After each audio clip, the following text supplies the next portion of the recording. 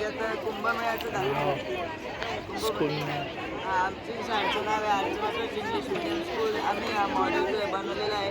आमच्या इथे आम्ही हा कुंभमेळ्याचा मॉडेल बनवला आहे. इथे जे आहे ते काळाराम मंदिर आहे, यज्ञ क्रियासाठी केलेलं आहे.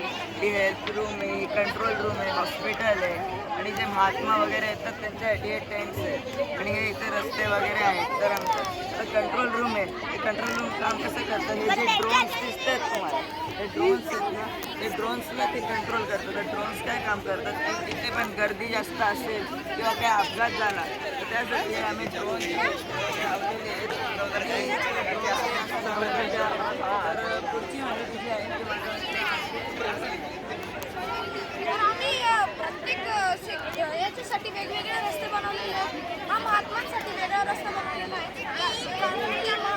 महंत जे असतात त्यांना डायरेक्टली आपण मंदिरात आणि हवनकुंडात एंट्री देतो, जेणेकरून त्यांना गर्दी भेटणार नाही. आम्ही इथे महंतांचा रोड डायरेक्टली मंदिरात आणि टाकलेला आहे. महंत काय करतील, जे त्यांचं आव्हान असेल ते करतील आणि ह्या व्हीआयपीसाठी आम्ही रस्ता बनवलेला आहे. इथे व्हीआयपी येतील आणि इथे फुलं टाकतील, दिवे टाकतील आणि याच रस्त्याने परत जातील.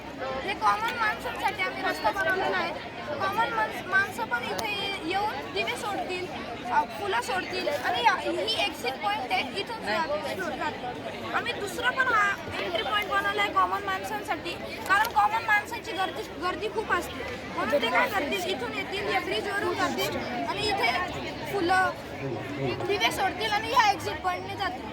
आता पुढची माहिती माझा मित्र देणार आहे आदित्य.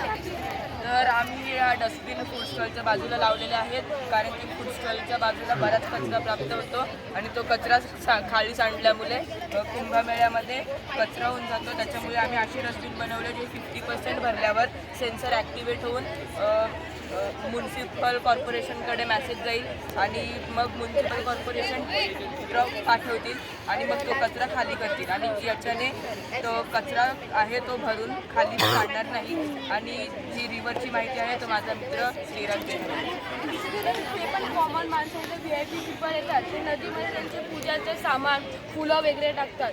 ते फुलं टाकल्यानंतर नदी आहे जी खराब होते, पोल्यूट होते. याच्यावरती आम्ही एक उपाय आणलेला आहे. आम्ही नदीच्या समोर एक नेट बसवली आहे. ती पण वरचं साहित्य असेल जसे की दिवे फुलं वगैरे त्यांना थांबवत आणि त्याच्या मागे आम्ही फिल्टर पंप बसवले आहे. तो फिल्टर पंप हे पण सगळं सामान अडकलेलं आहे त्याला आतमध्ये घेईल आणि तो संक्शन रूममध्ये जाऊन स्टोअर करेल आणि समोर स्वच्छ पाणी सोडेल. ते पण ते खराब सामान आहे, ते आपण त्याच्यापासून काही पण बनवू नाही शकत, कारण की त्याच्यामध्ये लोकांच्या भावना असतात. म्हणून त्याच्यापासून स्वच्छ फुलं चांगल्या फुलांपासून आपण अगरबत्ती बनवणार आणि जे पण स्पॉईल झाले असतील फुलं त्यांच्यापासून आपण खत बनवणार.